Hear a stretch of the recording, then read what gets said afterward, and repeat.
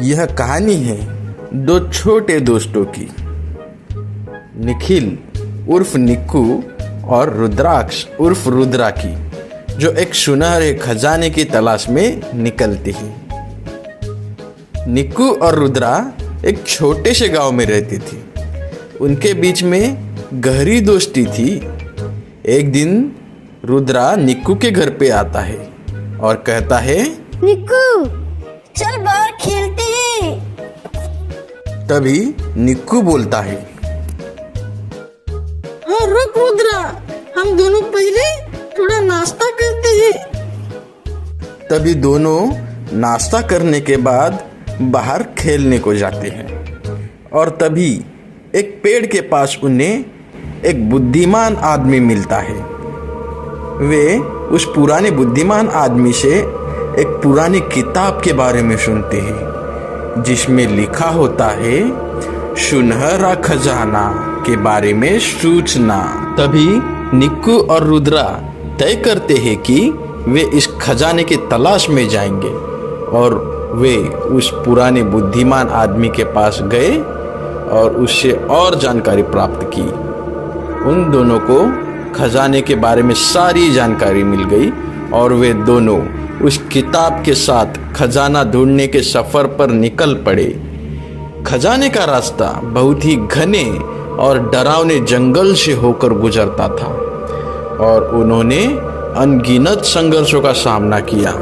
जैसे ही वो दोनों उस खजाने वाली जगह के आसपास पहुंचे तो ज़्यादा थकने की वजह से वहां पर थोड़ा बैठ गए और खजाने को प्राप्त करने की युक्ति सोचने लगी।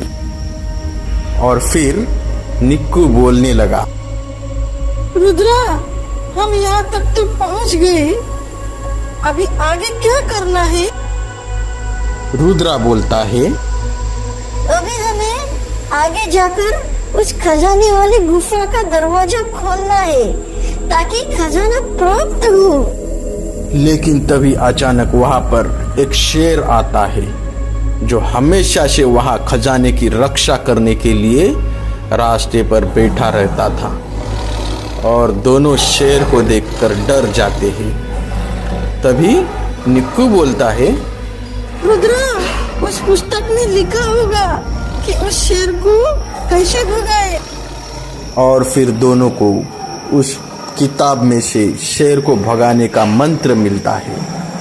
मंत्र कुछ इस प्रकार होता है, हक्का भक्का शेर राजा, नहीं तो बजेगा तेरा बाजा।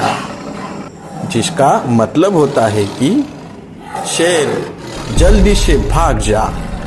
तभी दोनों ये मंत्र बोलते हैं और फिर शेर वहां से भाग जाता है और दोनों खजाने की तलाश में आगे बढ़ते हैं। तभी दोनों खजाने की गुफा के पास पहुंच जाते हैं और फिर दोनों गुफा को खोलने का रास्ता उस किताब में से ढूंढ लेते हैं और गुफा के अंदर प्रवेश करते हैं।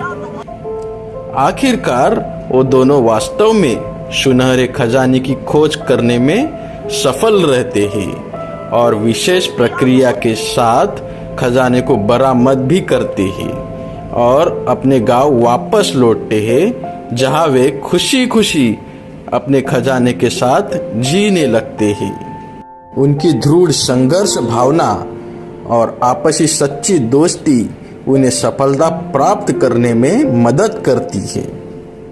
इस कहानी से हमें यह सीखने को मिलता है कि सच्ची दोस्ती किसी भी मुश्किल कार्य को संभालने में मदद कर सकती है और जब हमारे मन में एक लक्ष्य होता है तो हम किसी भी मुश्किल को पार कर सकते हैं।